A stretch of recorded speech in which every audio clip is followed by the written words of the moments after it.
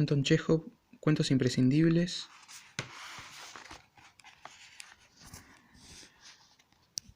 El beso. El 20 de mayo, a las 8 de la tarde, las 6 baterías de la Brigada de Artillería de Reserva N que se dirigían al campamento se detuvieron a pasar la noche en la aldea de Mestechki. En el momento de mayor alboroto, cuando algunos oficiales se afanaban en torno a las piezas y los demás, reunidos en la plaza junto a la verja de la iglesia, prestaban oídos a los aposentadores, de detrás de la iglesia apareció un jinete vestido de civil montado sobre un extraño caballo.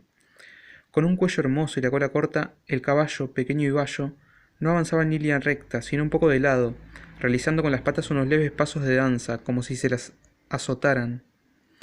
Tras acercarse a los oficiales, el jinete levantó el sombrero y dijo: Su Excelencia, el teniente general von Rabeck, hacendado local, invita a los señores oficiales a que vengan sin dilación a tomar el té a su casa.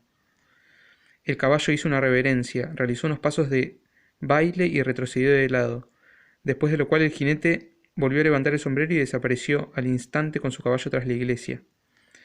La fastidiamos, rezongaban algunos oficiales mientras se dirigían a sus alojamientos. Con las ganas que tenemos de dormir, y viene ahora este von Rabeck con su té. Sabemos cómo son esos tés.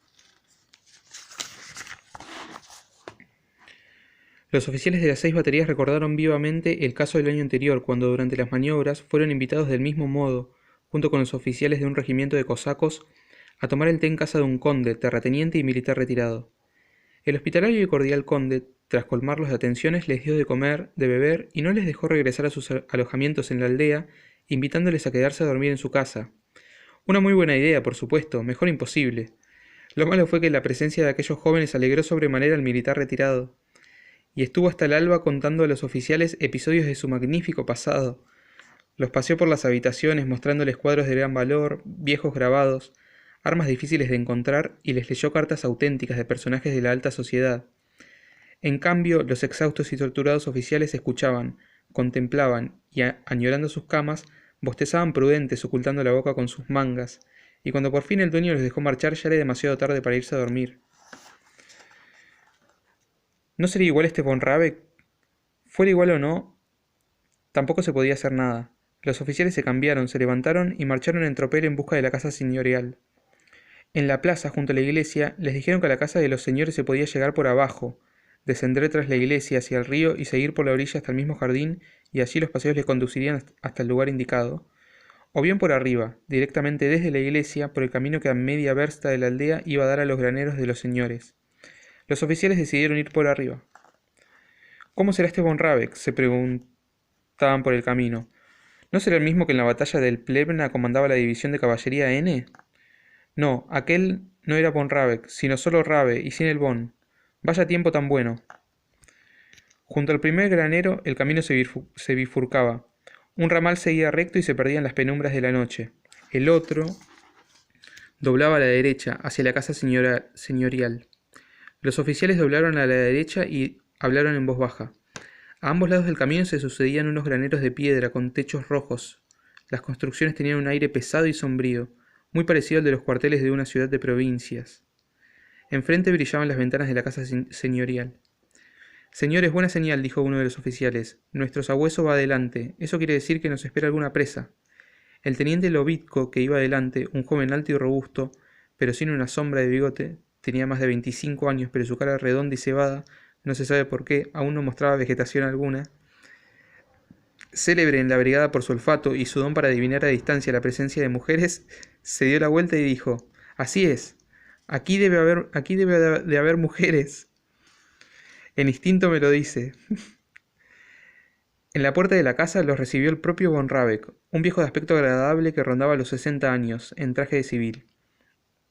Mientras saludaba con un apretón de manos, les decía que se sentía muy contento y feliz, pero les rogaba encarecidamente, por el amor de Dios, que lo perdonaran por no invitarlos a quedarse a dormir en su casa. Habían llegado 2 de sus hermanas con los niños, los hermanos y unos vecinos, por lo que no le quedaba ni una sola cama. El general estrechaba las manos de todos, les pedía perdón y sonreía, pero por la expresión de su cara se podía leer que no estaba ni mucho menos tan contento de ver a los invitados como el conde del año anterior, y que había extendido la invitación a los oficiales solo porque así los exigían las buenas maneras.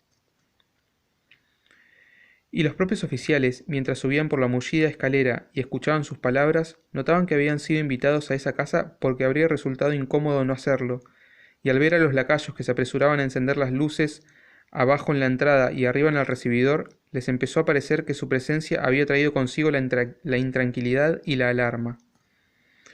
En una casa donde se habían reunido 2 hermanas con sus hijos, varios hermanos y los vecinos, seguramente con motivo de alguna celebración o acontecimiento familiar, ¿podía resultar agradable la presencia de 19 oficiales desconocidos? Arriba, en la entrada de la sala, recibió a los invitados una anciana alta y esbelta con una larga cara y cejas negras, muy parecida a la emperatriz Eugenia.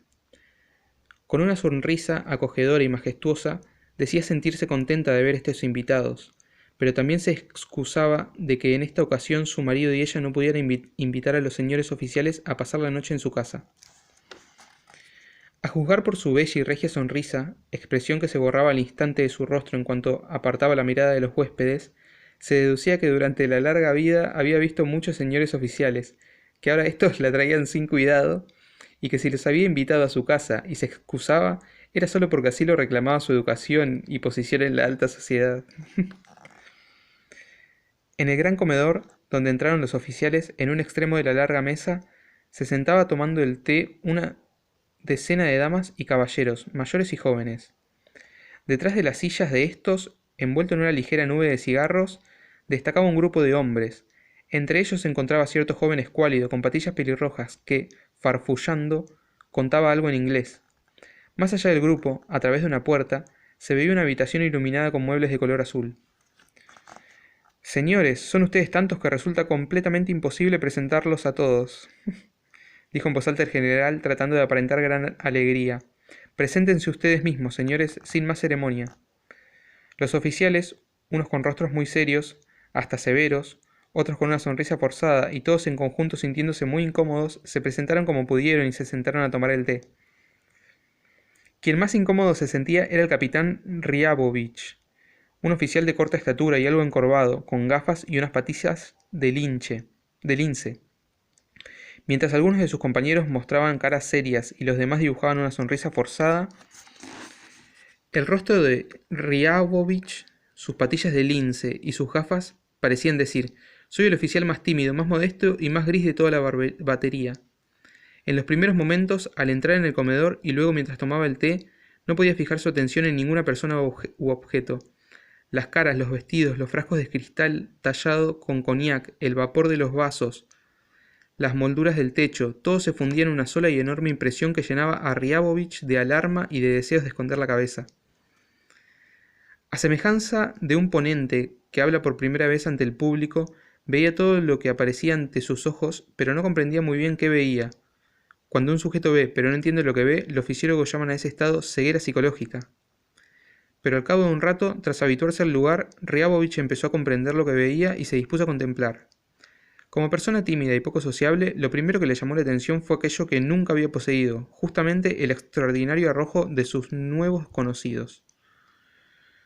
Von Rabeck, su esposa, 2 damas de edad, cierta señora con un vestido de color lila y el joven de las patillas pelirrojas, que resultó ser el hijo menor de los Rabeck, se colocaron con gran astucia, como si antes lo hubieran ensayado, entre los oficiales y al instante provocaron una calurosa disputa, en la que no podían no intervenir los invitados. La dama de color lila se dispuso a demostrar con gran entusiasmo que los artilleros vivían muchísimo mejor que las unidades de caballería e infantería. En cambio, Rabeck y las damas mayores afirmaban lo contrario. Surgió una disputa cruzada. Riabovich miraba a la dama de lila que hablaba con gran pasión de un tema que le era ajeno por completo y que no le interesaba para nada, y observaba cómo en la cara de la dama aparecían, para desaparecer al momento, unas sonrisas hipócritas. Von Rabeck y su familia inducían con pericia a participar en la discusión a los oficiales, y al mismo tiempo estaban muy pendientes de los vasos y las bocas, de si todos bebían, si a todos les habían servido pasteles y por qué aquel no comía galletas y el otro no tomaba coñac. Y cuanto más miraba y escuchaba Riabovich, más le gustaba esta familia tan poco sincera pero perfectamente disciplinada. Después del té, los oficiales pasaron al salón. La intuición no había engañado al teniente Lovitko. En la sala había muchas señoras y damas jóvenes. El teniente Sabueso ya se encontraba junto a una rubia jovencita vestida de negro y con gesto arrogante, como si se apoyara en una invisible espada. Sonreía y movía coqueto los hombros. Seguramente estaría contando alguna sandez muy interesante, porque la rubia miraba displicente su cara cebada y preguntaba indiferente: ¿Usted cree? Y a juzgar por este frío, ¿usted cree? El sabueso, si hubiera sido inteligente, habría concluido que era muy poco probable que le dieran la orden de adelante. Comenzó a sonar el piano. Un vals melancólico se propagó por el salón por las ventanas abiertas de par en par, y todos, por alguna razón, se acordaron de que tras las ventanas reinaba entonces la primavera y que aquella era una noche de mayo. Se dieron cuenta de que el aire olía a hojas tiernas y a álamo, tiernas de álamo, a rosas y a lilas. Riabovich, en cuyo cuerpo el coñac que se había tomado dio señales de vida, miró de reojo hacia la ventana, sonrió y se puso a seguir los movimientos de las mujeres. Y entonces ya no le pareció que el olor de las rosas, de los álamos y de las lilas venía del jardín, sino de las caras de las mujeres y de sus vestidos. El hijo de Rabeck invitó a bailar a cierta muchacha escuálida y dio 2 vueltas con ella. Lobitko, deslizándose por el parqué, se posó junto a la dama de lila y se lanzó con ella por la sala. Empezó el baile. Riabovich se encontraba junto a la puerta, entre los que no bailaban y observaba. Nunca en toda su vida había bailado una sola vez y nunca había tenido ocasión de estrellar el talle de una mujer honesta. El talle de una mujer honesta. Le gustaba horrores ver cómo un hombre tomaba por la cintura a una muchacha desconocida, ante todo el mundo, y le ofrecía el hombro para la mano de la muchacha. Pero no podía ni imaginarse a sí mismo en el lugar de esta persona. Hubo un tiempo en que envidió el valor y la habilidad de sus compañeros y sufría por ello. Saberse tímido, algo encorvado y gris, con un talle demasiado largo y unas patillas de lince le humillaba profundamente, pero con los años se acostumbró a la evidencia, y ahora, cuando observaba a unos bailarines o a alguien que hablaba en voz alta, ya no sentía envidia, sino que solo experimentaba un sentimiento de tierna tristeza. Cuando empezó el quadrillé, el joven von Rabeck se acercó a quienes no bailaban e invitó a 2 oficiales a jugar al billar. Los oficiales aceptaron y abandonaron la sala. Como no tenía nada mejor que hacer, pero sí deseaba participar, aunque fuera de algún modo en el movimiento general, se dejó llevar por sus compañeros. Del salón pasaron al recibidor, luego atravesaron un estrecho pasillo cristalado, de ahí a una habitación donde ante su aparición se levantaron rápidamente de los divanes las figuras soñolentas de 3 lacayos, y finalmente, tras atravesar toda una sucesión de habitaciones, el joven Rabeck y los oficiales entraron en un pequeño aposento donde se encontraba la mesa de billar. Empezó el juego. Riabovich, que nunca había jugado nada que no fuera las cartas, se mantenía de pie junto al billar y miraba indiferente a los jugadores. Estos, en cambio, con las guerreras desabrochadas y los tacos en las manos, se movían a grandes pasos, bromeaban y lanzaban palabras incomprensibles. Los jugadores no se daban cuenta de su presencia, y solo de vez en cuando alguno de ellos, al empujarlo con el codo o darle un golpe sin querer con el taco, se dirigía a él para decirle «perdón». Aún no había terminado la primera partida cuando se empezó a aburrir y le pareció que allí estaba de más y estorbaba. De nuevo se sintió atraído por la sala y abandonó el cuarto. Durante el camino de vuelta le ocurrió una pequeña aventura. A medio recorrido se dio cuenta que no iba bien encaminado. Recordaba perfectamente que en su trayecto debía encontrarse a los 3 lacayos soñolientos, pero ya había dejado atrás 5 o 6 habitaciones y aquellas figuras se diría que se les había tragado la tierra. Al descubrir su error, retrocedió un poco, tomó la derecha y apareció por un despacho sumido en la penumbra que antes, cuando se había dirigido al cuarto de billar, no había visto. Después de quedarse allí, parado medio minuto, abrió decidido la primera puerta que se encontró a su paso y entró en una habitación completamente oscuras. Enfrente se veía la rendija de una puerta por la que se abría paso un brillante haz de luz, y de detrás de ésta le llegaban los apagados sonidos de una mazurca. Aquí, igual que en la sala, las ventanas estaban abiertas de par en par y olía a álamos, a lilas y a rosas. Riabovich se detuvo pensativo, y en ese instante, de forma completamente inesperada para él, oyó unos pasos apresurados y el frufru de un vestido. Una voz entrecortada de mujer susurró «¡Por fin!», y 2 manos suaves, olorosas, indudablemente de mujer, le abrazaron por el cuello. A su cara se apretó una mejilla ardiente y al instante se oyó el sonido de un beso. Pero de inmediato los labios del beso lanzaron un grito y se apartaron bruscamente de él con gesto de repugnancia, como le pareció a Riabovich. También él estuvo a punto de gritar y se lanzó hacia la brillante rendija de luz que llegaba de la puerta. Cuando regresó a la sala, el corazón le latía con fuerza y las manos le temblaban de manera tan perceptible que se apresuró a esconderlas tras la espalda. En los primeros momentos lo torturaron la vergüenza y el miedo, la idea de que toda la sala estaba enterada de que hacía un momento lo había abrazado y besado una mujer. Riabovich se encogía todo y miraba inquieto a todas partes, pero al fin, convencido de que en la sala bailaban y charlaban como antes, la mar de tranquilos, se entregó plenamente a esta nueva sensación, algo que hasta entonces nunca había experimentado en su vida. Le ocurrió algo extraño. Su cuello, que hacía un instante había sido abrazado por aquellas suaves y olorosas manos, le parecía que estaba untado de aceite, y en la mejilla junto al bigote de la izquierda, donde lo había besado la desconocida, sentía un ligero y agradable frescor, como el que producen las gotas de menta, y cuanto más lo frotaba con más intensidad sentía ese frescor, y todo él, desde la cabeza hasta la punta de los pies, estaba lleno de un nuevo y extraño sentimiento, un sentimiento que no paraba de crecer. Le entraron ganas de bailar, de hablar, de correr al jardín y de reírse a grandes carcajadas. Se olvidó por completo de que era un ser algo encorvado y gris, que tenía unas patillas de lince y una apariencia indefinida. Así se refirió en cierta ocasión a su aspecto en una conversación entre mujeres. Así se refirieron en cierta ocasión a su aspecto en una conversación entre mujeres que él escuchó por casualidad. Cuando la esposa de Rabeck pasó a su lado, Riabovich le sonrió de forma tan efusiva y cariñosa que ésta se detuvo y lo miró expectante. «Me encanta horrores su casa», dijo arreglándose las gafas. La generala, tras una sonrisa, le contó que la casa ya había pertenecido a su padre. Luego le preguntó si sus progenitores aún vivían, si hacía mucho que estaba en el ejército y por qué estaba tan delgado y otras cosas por el estilo. Después de recibir respuesta a sus preguntas, siguió camino, y él, tras aquella conversación con la señora, sonrió con aún mayor ternura y llegó a pensar que lo rodeaba una gente maravillosa. Durante la cena, Riabovich comió sin fijarse en todo lo que le ofrecieron. También bebió, y, sin escuchar nada, se esforzaba por hallar una explicación a su reciente aventura. Lo sucedido tenía un carácter misterioso y romántico, aunque no era complicado explicarlo. Seguramente una señorita o una dama que había concertado una cita en aquella habitación oscura había esperado largo rato, y dado su estado de excitación nerviosa, creyó que Riabovich era su héroe. Esto es aún más probable dado que él, al pasar por la habitación oscura, se detuvo pensativo, es decir, tenía el aspecto de una persona que espera algo. Así se explicó Riabovich el beso recibido. «¿Quién será ella?», se dijo examinando los rostros femeninos. «Ha de ser joven, porque las viejas no van a citas».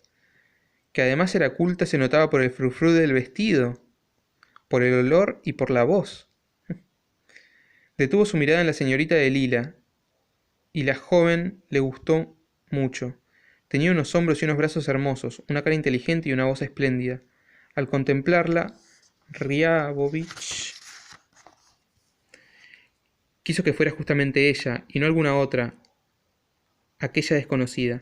Pero la joven lanzó una risita hipócrita y arrugó su larga nariz, que a él le pareció de vieja. Entonces trasladó su mirada a la rubia del vestido negro. Era más joven, más sencilla y sincera, tenía unas sienes encantadoras y bebía con mucha elegancia de su copa. Y Riabovich entonces quiso que fuera ella la del beso. Pero pronto le pareció que tenía una cara plana y dirigió su mirada a su vecina. «Es difícil acertarse», decía mientras soñaba. «Si a la de Lila le coges solo los hombros y los brazos, y le añades las sienes de la rubia, y toma los ojos de esta, que se sienta a la izquierda del ovidco, entonces...».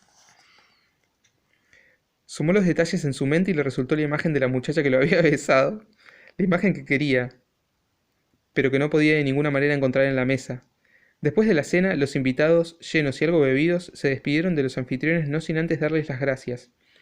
Estos volvieron a pedir excusas por no poder dejarles pasar la noche en su casa.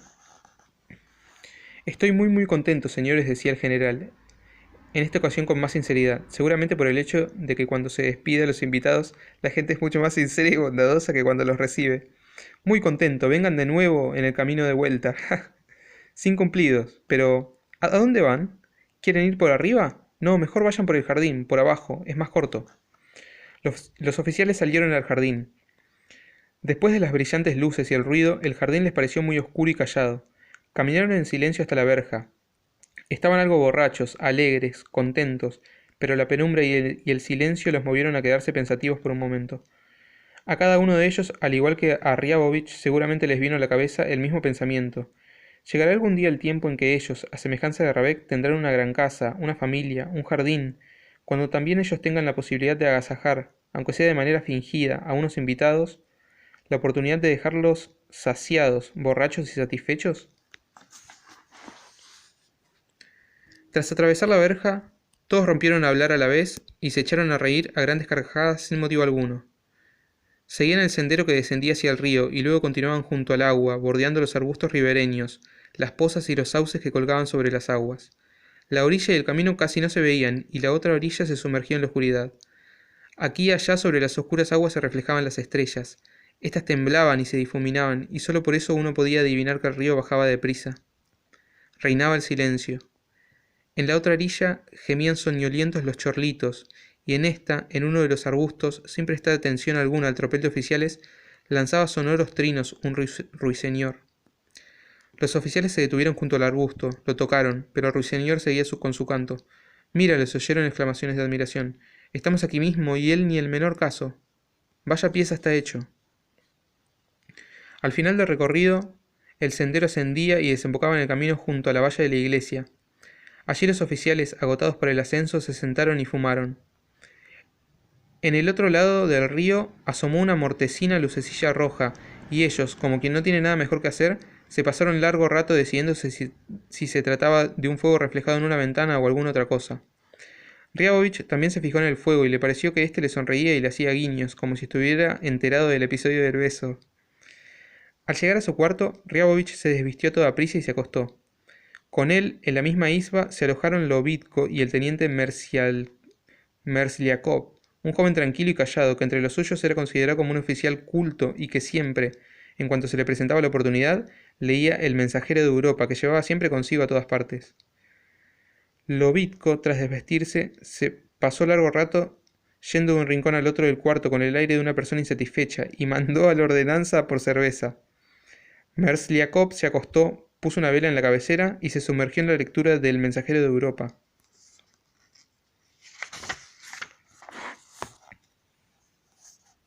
¿Quién era ella?, pensaba Riabovich, con la vista fija en el techo cubierto de hollín.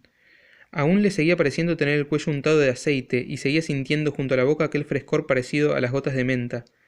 En su imaginación asomaban los hombros y los brazos de la señorita de lila, las sienes y los ojos sinceros de la rubia vestida de negro, cinturas, vestidos, broches. Se esforzaba por detener su atención en estas imágenes, pero éstas saltaban, temblaban y titilaban. Cuando sobre el amplio fondo negro que ven todas las personas cuando cierran los ojos, estas imágenes desaparecían del todo, entonces empezaba a oír pasos apresurados, el frufrú de los vestidos, el sonido del beso y lo invadía una alegría inmensa e inopinada. Entregado a este estado de alegría, oyó como el ordenanza regresó e informó que no había cerveza. Lobitko se sintió terriblemente enojado, y de nuevo empezó a deambular a grandes zancadas. «Será idiota», exclamaba, y se detenía ahora frente a Riabovich, ahora frente a Mersliakov. «Qué imbécil y qué burro hay que ser para no encontrar cerveza, ¿eh? No me diréis que no es un sinvergüenza». «Está claro que aquí no se puede encontrar cerveza», dijo Merliasov sin apartar la mirada del Mensajero de Europa. «¿Sí? ¿Eso cree usted?», replicó sin calmarse Lobitko. «Por todos los santos, vosotros dejadme tirado en medio de la luna y os encontraré cerveza y mujeres al instante. Ahora mismo voy y lo veréis. Llamadme embustero si no doy con ella». Tardó en vestirse y en ponerse sus grandes botas. Luego se fumó en silencio un cigarrillo y se fue. «Rabec, Grabec, Labec», farfulló cuando se detuvo en el zaguán. No me apetece ir solo, maldita sea. Riabovich, ¿no le apetece dar un paseo? Dígame». Al no recibir respuesta regresó lentamente, se desvistió y se metió en la cama. Mersliakov suspiró, dejó a un lado el Mensajero de Europa y apagó la vela.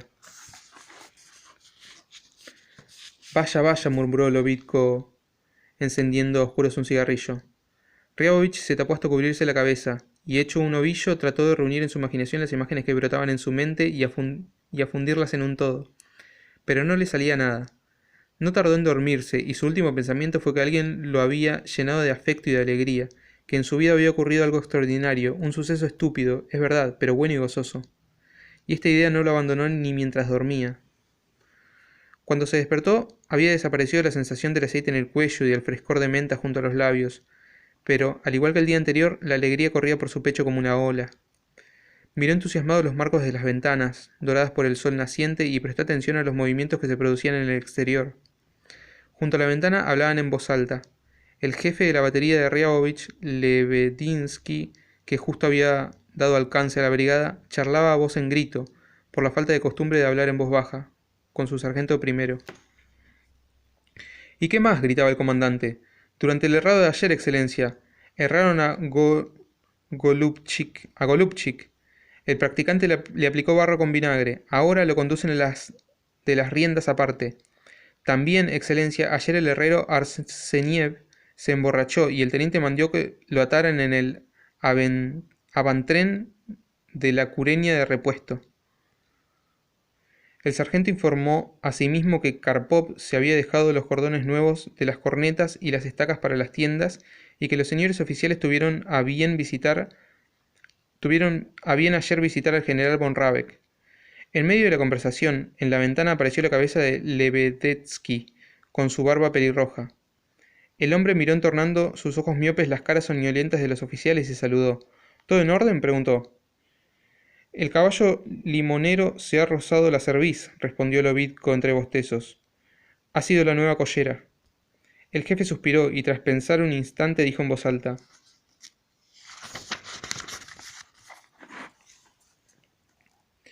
Aún tengo la intención de ir a visitar a Alexandra Yevgrafovna,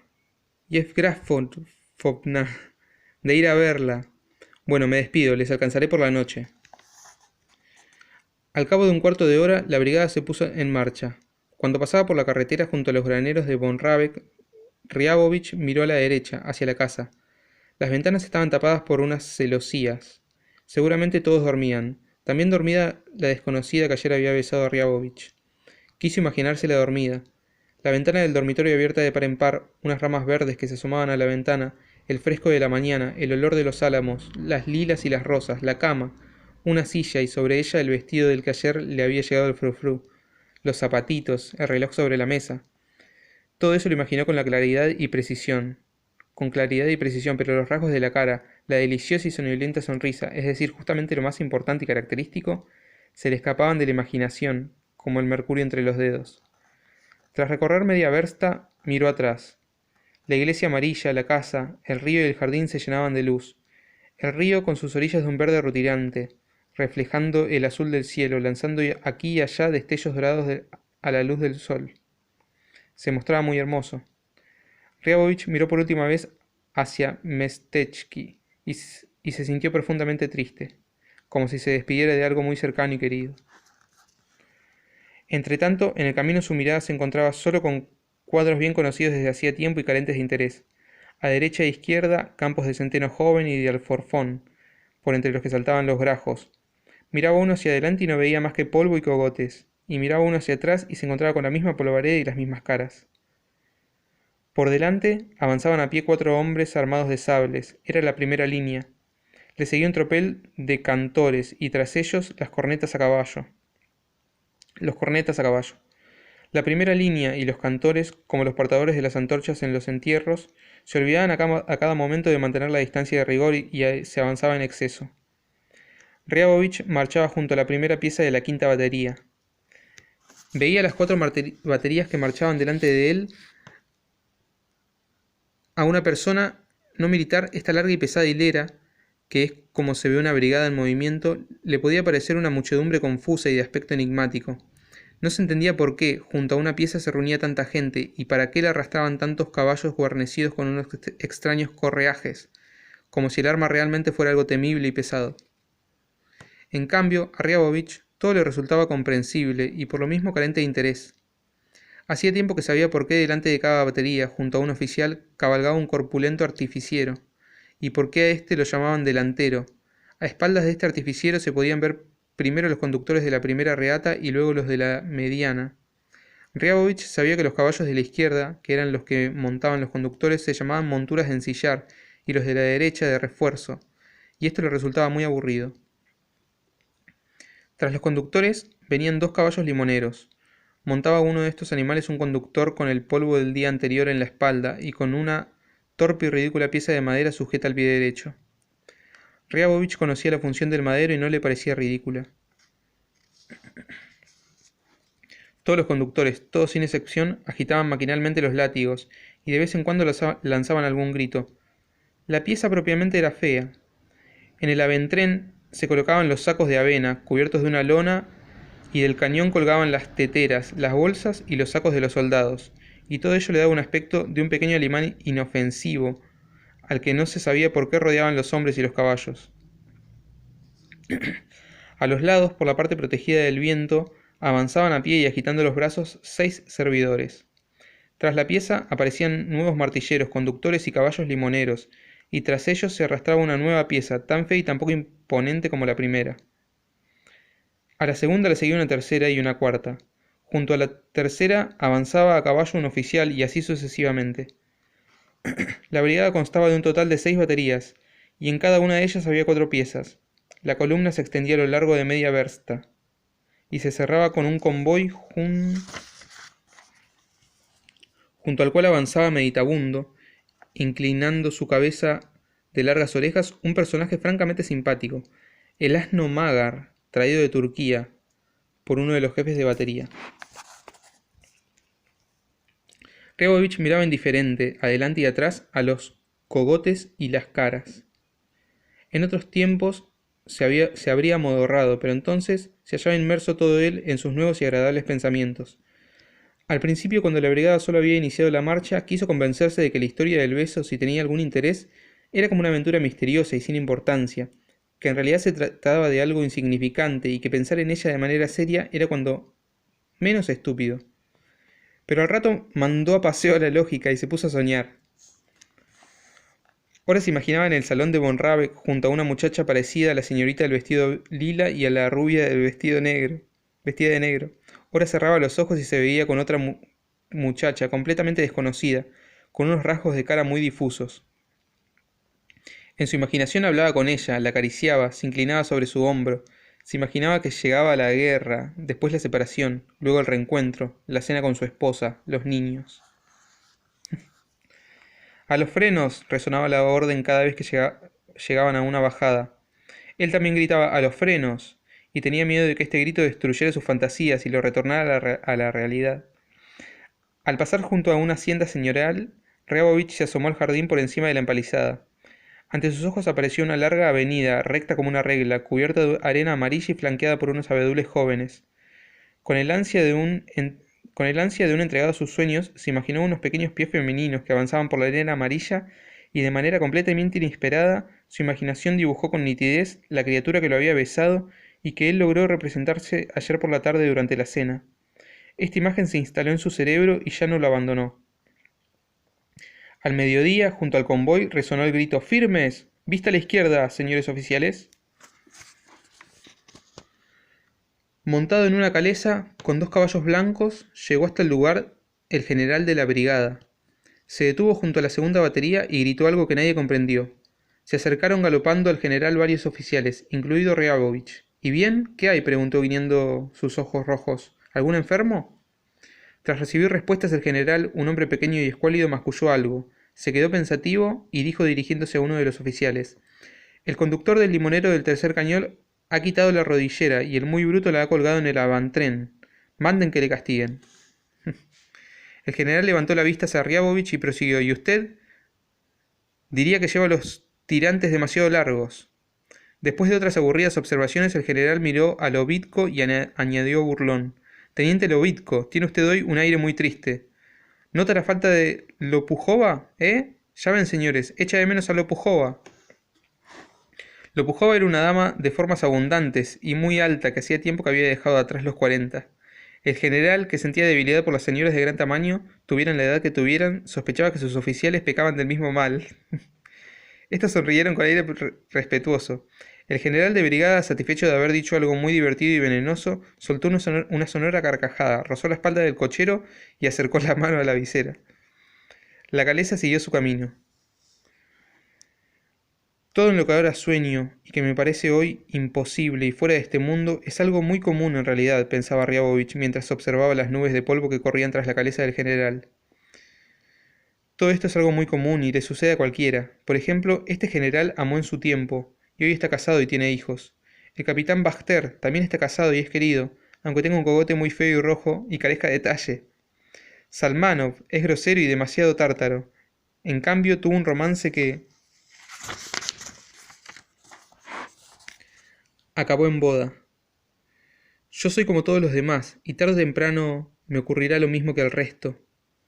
Y la idea de ser una persona ordinaria y de que su vida era de lo más común lo alegró y le dio ánimos. Y el hombre empezó a dibujar sin miedo a su antojo, tanto a su amada como a su felicidad a su lado, y ya no refrenó el vuelo de su imaginación. Cuando al atardecer la brigada llegó a su destino y los oficiales descansaban ya en sus tiendas, Riabovich, Mersliakov y Lovitko se pusieron a cenar sentados en sus baúles. Mersliakov comía sin prisas y mientras masticaba lentamente leía el mensajero de Europa que sostenía sobre las rodillas. Lovitko hablaba sin pausa y se llenaba una y otra vez el vaso de cerveza, mientras Riabovich, quien debido a su constante ensueño tenía la mente nublada, callaba y bebía. A los 3 vasos se embriagó, se sintió débil y experimentó un deseo irresistible de compartir con sus compañeros sus nuevas sensaciones. Me ha sucedido una cosa bien rara en casa de los Rabek, empezó diciendo tratando de dar a su voz un tono desapasionado y cómico. Cuando fui a la sala de billar, ¿recuerdan? Se puso a relatar con gran detalle la historia del beso, pero al cabo de un minuto se quedó callado. En aquel minuto lo contó todo, y le asombró muchísimo que para contar su historia le bastara tan poco tiempo. Tenía la impresión de que sobre aquel beso habría podido estar hablando hasta la mañana siguiente. Tras escucharlo, Lovitko, que contaba muchas mentiras y por lo mismo no creía a nadie, lo miró con expresión incrédula y sonrió burlón. Mersilakov movió las cejas y con calma, sin apartar la vista del mensajero, dijo: Lo que hay que ver, lanzarse al cuello sin mediar palabra. Sería alguna psicópata. Sí, una psicópata seguramente, admitió Reavovich. Pues a mí un día me ocurrió un caso parecido, intervino Lovitko poniendo cara de susto. El año pasado iba yo camino de Kovno. Había sacado un billete de segunda clase. En el vagón no había ni un alfiler, imposible dormir. No cabía ni un alfiler, imposible dormir, de modo que le di medio rublo al revisor. El tipo recogió mis maletas y me condujo a un compartimento. Me acosté cubriéndome con una manta. Todo estaba oscura. ¿Se hacen cargo? Y de pronto noto que alguien me toca un hombro, echándome su aliento a la cara. Yo que levanto la mano y me encuentro con un codo. Abro los ojos y, pueden ustedes imaginarse, veo a una mujer. Los ojos negros, los labios rojos como un buen salmón, las aletas de la nariz respiran compasión, los pechos como los topes del vagón. Permítame, le interrumpió Mersliakov. Lo de los pechos pase, pero dígame, ¿cómo puedo verle los labios si estaban oscuras? ¿Cómo pudo verle los labios si estaban oscuras? Lovitko, intentando escabullirse, riéndose de las pocas luces de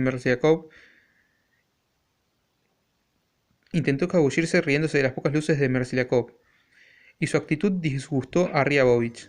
Se apartó del baúl, se acostó y se prometió no sincerarse más con nadie.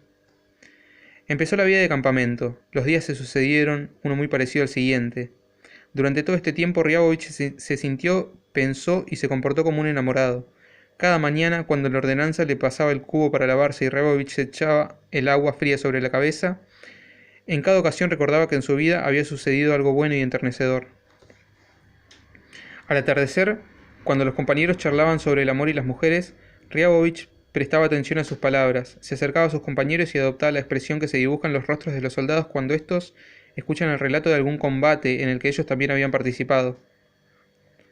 Y durante las tardes, en que los oficiales, tras tomar unos tragos, emprendían junto al sabueso Lovitko alguna incursión donjuanesca por el arrabal, Riabovich, que participaba en las correrías, en cada ocasión se entristecía, experimentaba un sentimiento profundo de culpa y le pedía perdón a su amada.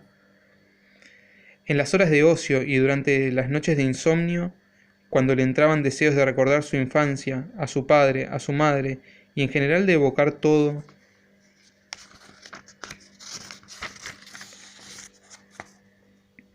lo cercano y familiar, le venía también sin falta a la memoria Mestechki, el extraño caballo, Rabec, su esposa, tan parecida a la emperatriz Eugenia, la oscura habitación y la rendija de luz que entraba por la puerta.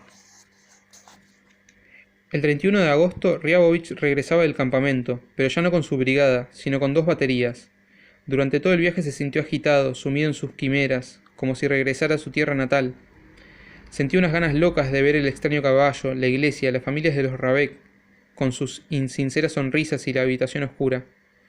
Una voz interior, esa que tantas veces engaña a los enamorados, le murmuraba por alguna razón que la vería sin falta. Lo torturaban las preguntas. ¿Cómo se encontraría con ella? ¿De qué hablarían? ¿Habría olvidado ella el beso?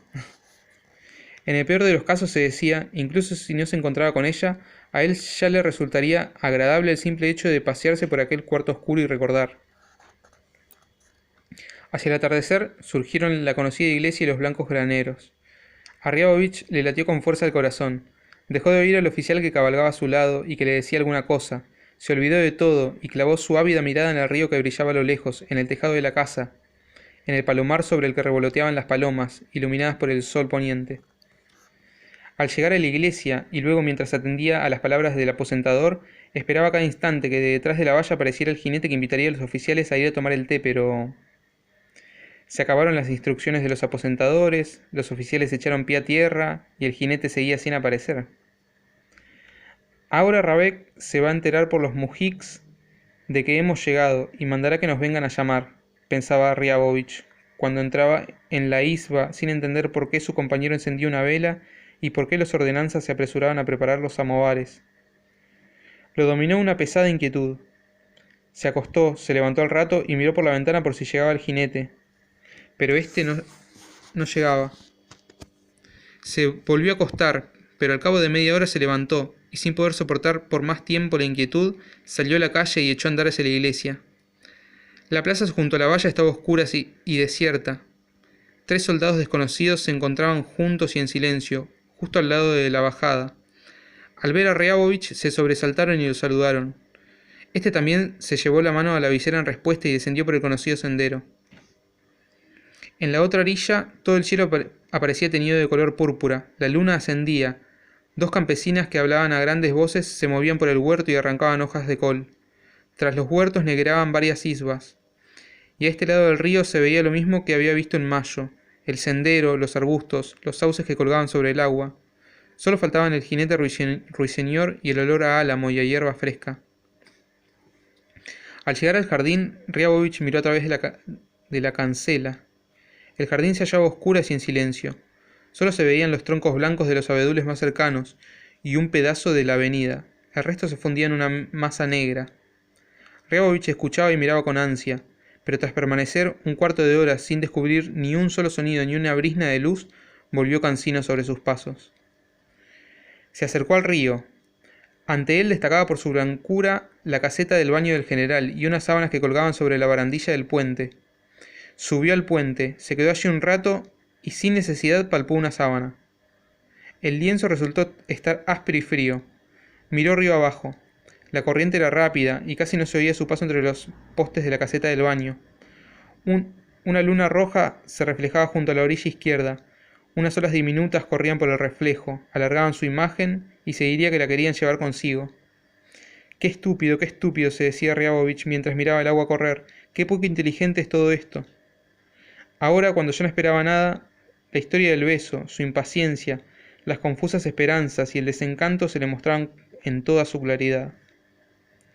Ya no le parecía extraño que no hubiera aparecido el jinete del general y que ya nunca vería a la persona que lo había besado por casualidad confundiéndolo con otro. Al contrario, lo raro hubiera sido verla. El agua corría Dios sabe hacia dónde y por qué. Corría del mismo modo que lo hacía en mayo. El agua que corría por el río en el mes de mayo había desembocado en otro río mayor, y de este había ido a parar al mar, y luego se había evaporado, convirtiéndose en lluvia. Y quién sabe si esta era la misma agua que de nuevo corría ante la mirada de Riabovich. ¿Con qué fin? ¿Para qué?